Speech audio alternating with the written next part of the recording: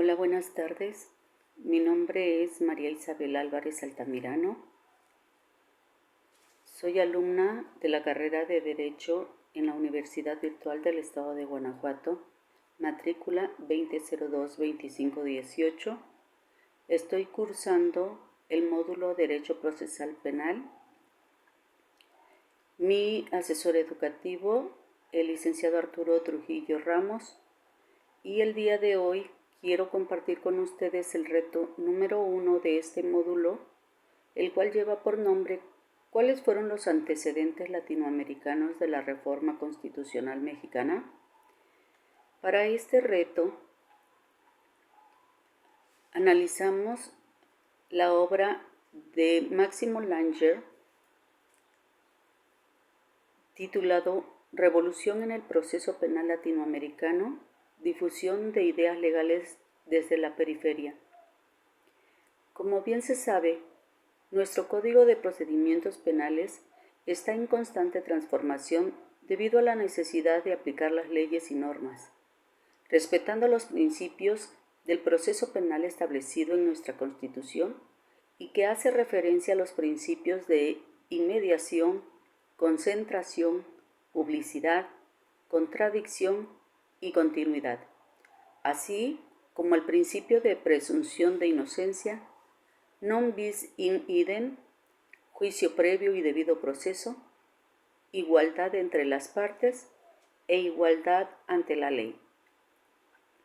En los últimos años se han introducido y adaptado nuevos códigos procesales penales en Latinoamérica, transformación que resalta las dos formas diferentes en que se pueden dar la difusión de leyes, normas y políticas públicas a través de los países latinoamericanos.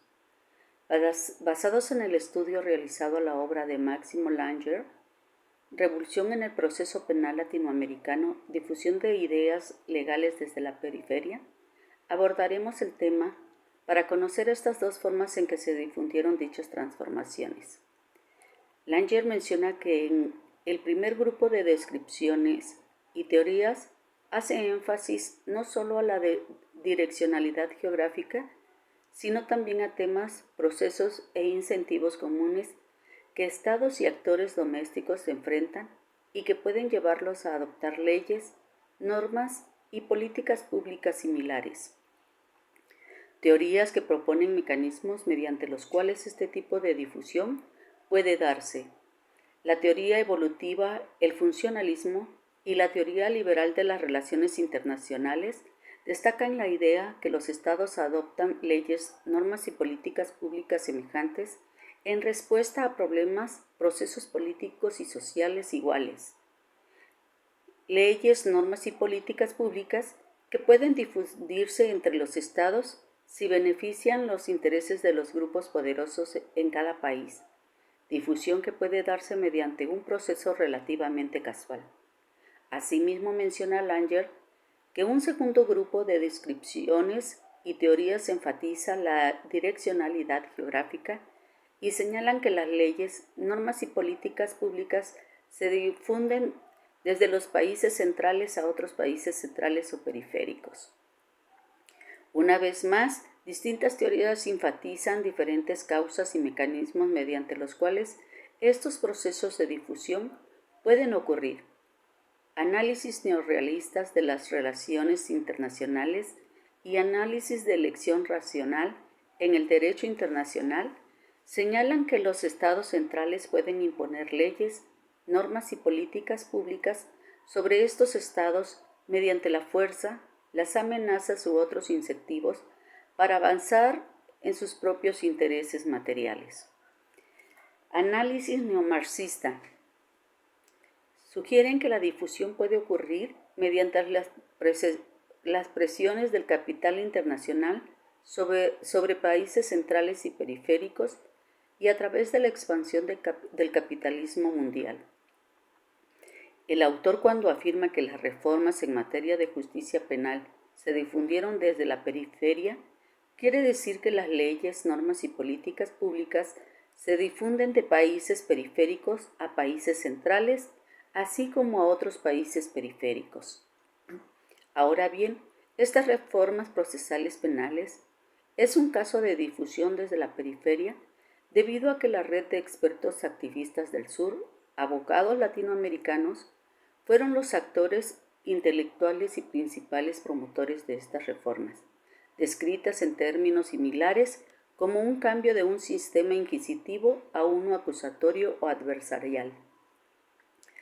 La difusión desde la periferia puede ocurrir o ser facilitada por muchos factores que incluyen problemas, procesos políticos y sociales comunes y shocks externos comunes.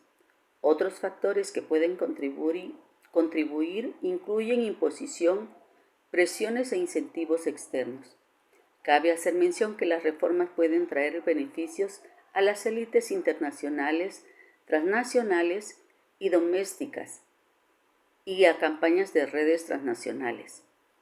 Como bien menciona Langer en su obra, la conceptualización y el estudio de la difusión desde la periférica como un tipo de difusión distintivo son importantes por al menos 3 razones. Primero, la difusión desde la periferia debe ser tenida en cuenta como una hipótesis o un grupo de hipótesis que pueden ser testeadas al estudiar procesos de difusión.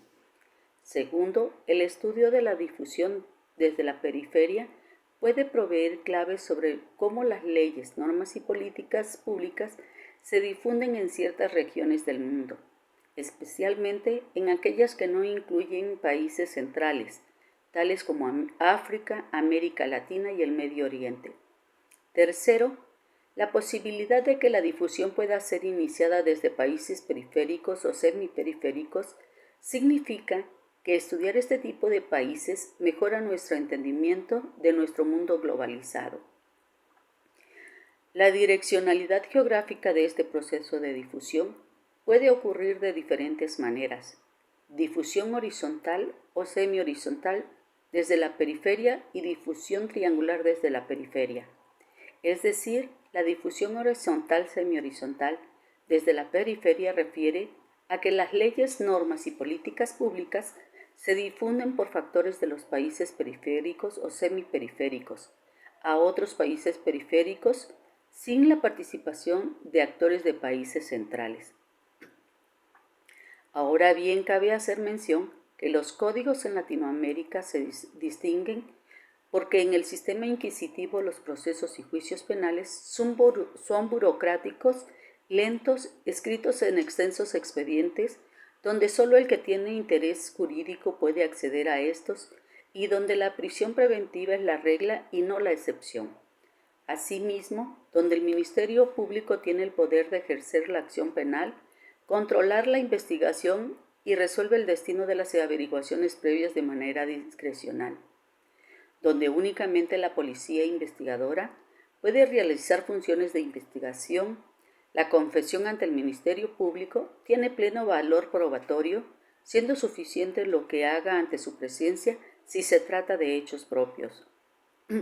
Integra las averiguaciones previas en contra de probables responsables de un delito, generando tardanza y rezago en las investigaciones, por lo que los juicios se resuelven en un tiempo que va de 4 meses hasta 2 años.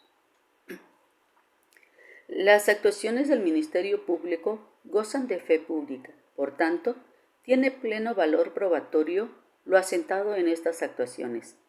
De igual forma, el auto de formal prisión permite que se abra el periodo de instrucción, se suspenden los derechos de imputado y debe permanecer recluido cuando el delito es grave. En el sistema acusatorio, las audiencias serán públicas con presencia del juez y de las partes que intervienen.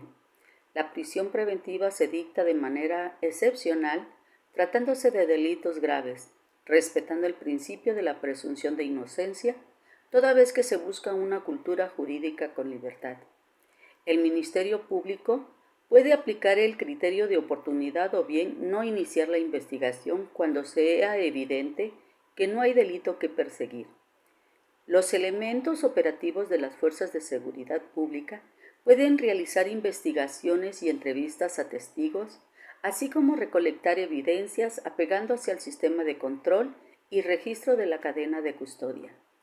El imputado declarará ante el juez de control y en presencia del defensor, teniendo acceso a una defensa técnica y de calidad, siendo videograbada dicha declaración.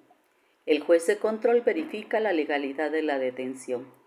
El Ministerio Público debe integrar la carpeta de investigación contra el imputado, agilizando tiempos para coordinarse con policías y peritos para buscar y analizar los medios de prueba, procesos que podrán resolverse hasta en una semana, y cuando el acusado reconozca la culpa, repare el daño como lo señale el juez y la víctima esté de acuerdo, el juicio podrá terminarse anticipadamente, lo cual se conoce también como salidas alternas de solución de conflictos. En este caso, el Ministerio Público tiene la fe pública, no tiene fe pública, es parte del juicio y el juez de control calificará la legalidad de sus actuaciones. Cuando se justifique que el imputado representa un riesgo para la sociedad, la víctima o el ofendido, se aplicará la prisión preventiva, es decir, solo aplica en casos extremos. Cabe hacer mención que los actores internacionales influyeron en la formación y expansión de la red de activistas y reformadores en América Latina. Como lo menciona Langer en su obra En Análisis, la clave del éxito de estos emprendedores legales fue su habilidad para convencer tanto a los actores internacionales como a los domésticos de que la adopción de los nuevos códigos procesales penales contribuiría a lograr los objetivos de estos distintos actores.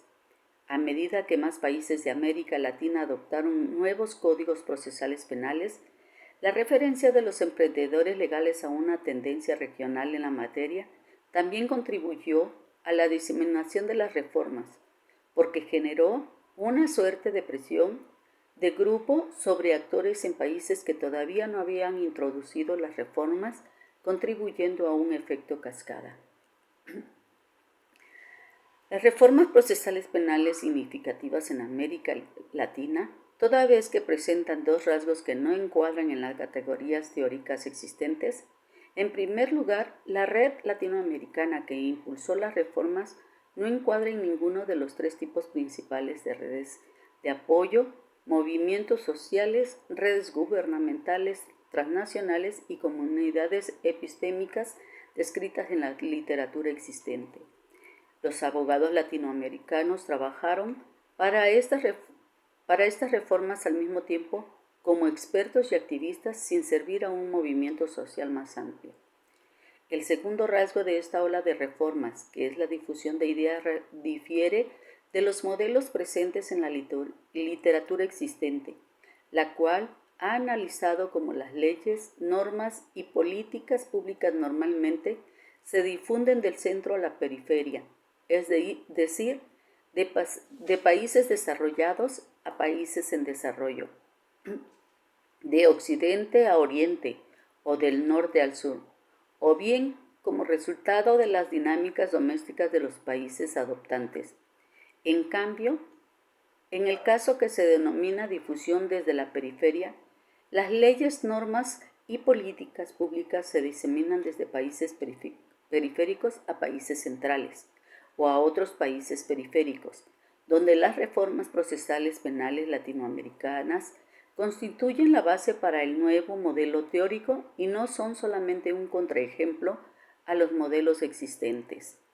En este contexto, 14 países latinoamericanos pensaron que reemplazar los códigos inquisitivos por códigos acusatorios permitiría resolver los problemas existentes al aplicar las normas y leyes. Ahora bien, ¿quién propuso y diseñó estas reformas procesales? ¿Por qué lo hicieron y por qué los actores internacionales y domésticos las apoyaron? Al respecto podemos hablar de periodos históricos que van de 1939 a 1980, de 1980 a comienzos de los 90 y de inicios de los 90 hasta el 2006. En 1939 a 1980, los orígenes intelectuales de la red y los límites de los anteriores intentos de reforma, la Escuela Procesal Penal Cordobesa y los códigos modernos, casi ninguna de las jurisdicciones latinoamericanas se alejó del modelo procesal penal inquisitivo, básico hasta la ola de reformas. Un grupo de excepciones tuvieron origen en el Código de Procedimientos Penal de 1939 de la provincia de Córdoba en Argentina, quien tiene un sistema federal en el cual cada una de sus provincias tiene su propio Código Procesal Penal. En 1937, el entonces gobernador de Córdoba, Amadeo Sabatini, del Partido Radical, designó una comisión para redactar un nuevo Código Procesal Penal para la provincia, misma que estuvo compuesta por dos profesores liberales en el sentido del liberalismo político de la Universidad Nacional de Córdoba, Alfredo Vélez Mariconde y Sebastián Soler. Sus principales fuentes para su proyecto fueron los Códigos Procesales Penales italianos de 1913 y 1930. Vélez Mariconde y Soler tradujeron a la realidad cordobesa las ideas que consideraron más persuasivas. El nuevo código contenía elementos acusatorios como un juicio oral y público, dar más derechos al imputado durante la investigación preliminar y el poner al fiscal a cargo de la investigación preliminar con respecto a los delitos menores. Sin embargo, el Código de Córdoba contenía todavía elementos inquisitivos, no incluía jueces legos, mantenía el principio de legalidad procesal y conservaba al juez de instrucción para delitos graves. Asimismo, la investigación preliminar era por escrito y secreta hasta la declaración del imputado ante el juez. Vélez Mariconde y Soler presentaron el Código de Córdoba como un proyecto modernizador del Código Procesal Penal, argumentando que los códigos inquisitivos habían sido caducos desde su creación, toda vez que no contemplaban las aspiraciones democráticas y liberales de la Constitución argentina y las tendencias continentales europeas del siglo XIX hacia códigos más acusatorios. Como resultado de este articulado objetivo modernizador, el Código de Córdoba de 1939 y los códigos que lo siguieron son conocidos como los códigos modernos, convirtiéndose durante los años 40 y 70 en un modelo para otras provincias argentinas, algunas de las cuales contrataron a Vélez Mariconde para redactar sus códigos. Posteriormente adoptaron códigos modernos las provincias de Santiago del Estero en 1941, San Luis en 1947, Jujuy en 1950, La Rioja en 1950, Mendoza en 1950, Catamarca en 1959, Salta en 1961, San Juan en 1961, La Pampa en 1964, Entre Ríos en 1969, Corrientes en 1971 y Chaco en 1971. El segundo periodo fue de 1980 a comienzos de los 90. Los orígenes intelectuales recientes de la red, el proyecto de Código Procesal Penal de 1986, cuando los militares argentinos dejaron el poder en diciembre de 1983, un nuevo presidente, Raúl Alfonsín, asumió su cargo introduciendo una serie de importantes reformas legales como la legalización del divorcio, e inició un estudio sobre las reformas institucionales necesitaba el país como parte de su transición a la democracia, pidiendo a los funcionarios consejos sobre qué hacer respecto a la administración de justicia penal a Julio B.J. Mayer, profesor de Derecho de la Universidad de Buenos Aires, que también había sido juez en la ciudad de Buenos Aires y que suscribía los principios del liberalismo político. Mayer pensaba que el código no solo carecía de suficientes derechos para el imputado, sino que también era ineficiente, así como poco confiable y nada transparente. Mientras que Vélez Mariconde había considerado los problemas de debido proceso del modelo inquisitivo únicamente como violaciones de la Constitución argentina, Mayer catalogó estos problemas como violaciones tanto de la Constitución argentina como de las declaraciones y tratados internacionales y regionales de los derechos humanos, proponiendo redactar un código procesal penal acusatorio como solución a estos problemas, conociéndose el mismo como el Proyecto Mayer del 86, el cual menciona el Código de Córdoba de 1939 como su fuente principal, sin mencionar que su otra fuente principal fue la Ordenanza Procesal Penal Alemana. El gobierno de Alfonsín presentó el proyecto del 86 ante el Congreso de la República Argentina en 1987, pero el Congreso no aprobó como ley el proyecto del 86. Luego de que el gobierno de Menem asumiera el cargo en 1989, un nuevo Código Procesal Penal Federal fue aprobado en 1991. El Código de 1991 estuvo basado en los códigos modernos, incorporando también un número de ideas del proyecto del 86, el cual se vuelve regional. El Código Procesal Penal modelo para Iberoamérica y la redacción del Código de Guatemala, el Código de Córdoba de 1939, fue la principal fuente del Código Procesal Penal modelo, porque era el mejor de América y uno de los mejores del mundo. Mariconde y Claria Olmedo trabajaban en el proyecto.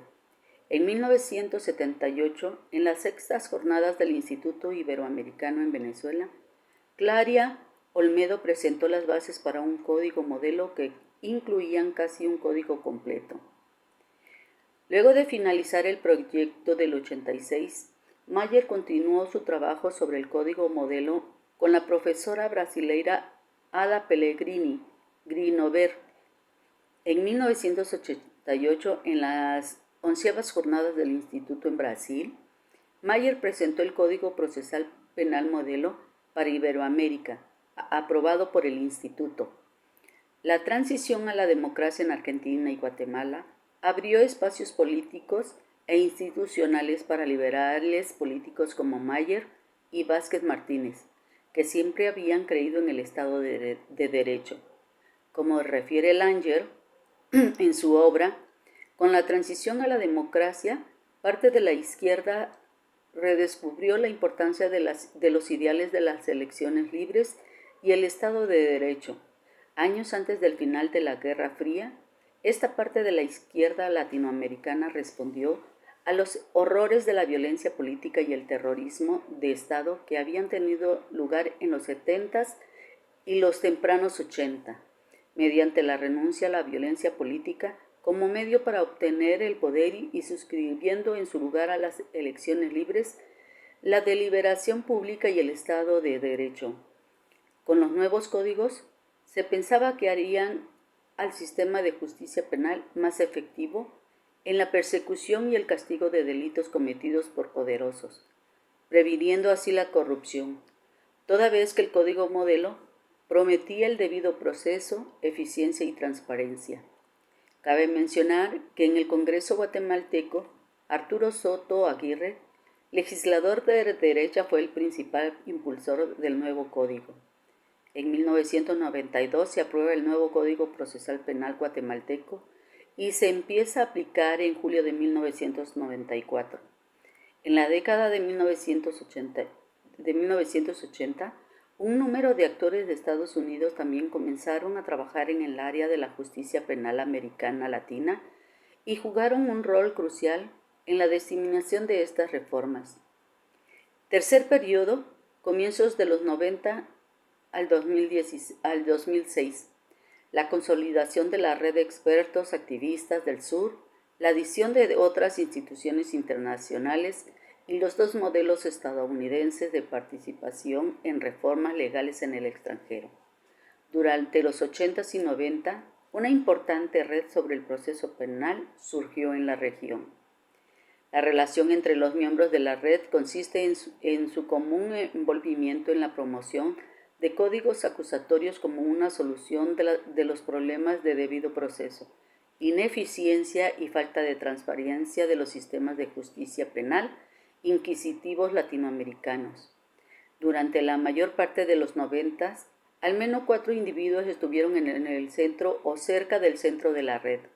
Entre ellos se puede mencionar a Julio Mayer, Alberto Binder, miembro más importante de la red en los 90, el juez de la Corte Suprema de Costa Rica, Luis Paulino Mora Mora, y Jorge Obando. En todos los 14 países, la USAID, otros actores internacionales y o miembros de la red organizaron congresos, seminarios y programas de capacitación y sacaron publicaciones para explicar a los líderes y miembros de las comunidades legales domésticas acerca de la necesidad de reemplazar los códigos inquisitivos con códigos más acusatorios. En conclusión, podemos decir que la reforma al sistema de justicia penal está vinculada al reconocimiento y protección de los derechos fundamentales de las personas, promoviendo y garantizando el derecho penal mínimo, que consiste en brindar una mayor seguridad jurídica en un marco de plena vigencia de los derechos. Estas reformas están enfocadas a dar más derechos a los imputados frente a la autoridad durante la investigación preliminar. Asimismo, se enfocan en introducir al principio de discreción fiscal, permitir mecanismos de negociación y resoluciones alternativas de conflictos, de igual forma expandir la protección de la víctima con el proceso penal. Temas o puntos que nuestra Constitución regula para garantizar, respetar y promover los derechos humanos, lo cual podemos decir que es una relación existente entre el texto analizado y la reforma constitucional en materia de seguridad pública y justicia penal en México, que busca garantizar y respetar los derechos humanos apegándose a los principios de inmediación, concentración, publicidad, contradicción, continuidad y los que establece el Código Federal de Procedimientos Penales, como son la presunción de inocencia, non bis in idem, juicio previo y debido proceso, igualdad entre las partes e igualdad ante la ley. Agradezco mucho su atención. Buena tarde.